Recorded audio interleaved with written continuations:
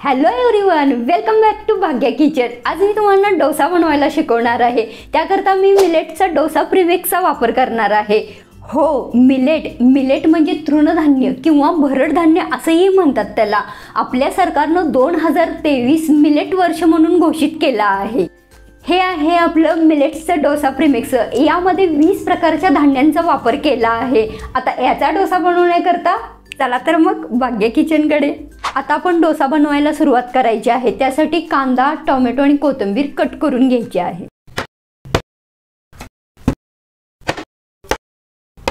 कांदा टोमॅटो चिरून आपले झाले आहे। आता आपण डोशाचे बॅटर बनवायला चालू करूया।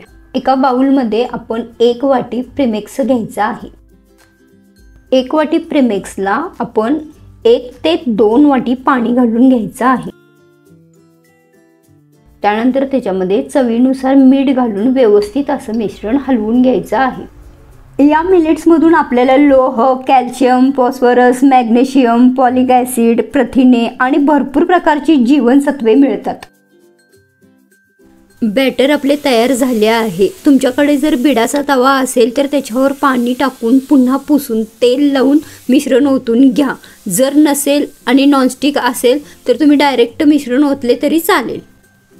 त्यावर आता 1 ते 2 चमचे तेल घालून व्यवस्थित असं पसरून घ्या।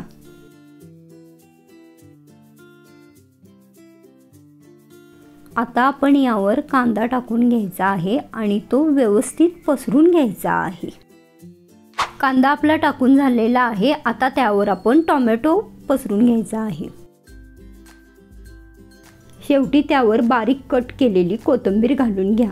तुम्हाला पाहिजे असेल तर त्याच्यावर बारीक कट केलेली मिरची घाला। याला आंबोळी किंवा घावन असे सुद्धा म्हणतात।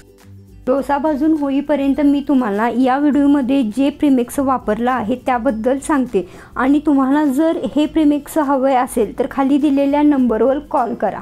या प्रीमिक्समध्ये कोडो, कंगनी, हरी कंगनी, बाजरी, नाचणी, राळा आणि वरी हे महत्त्वाचे धान्य आहेत। मिलेट्सचे हे प्रोडक्ट अतिशय उत्कृष्ट आहेत। त्यामधील डोसा प्रीमिक्स अवश्य ट्राय करा। डोसा आपला आता भाजून झाला आहे। तो आता आपण एका प्लेटमध्ये काढून घेऊया।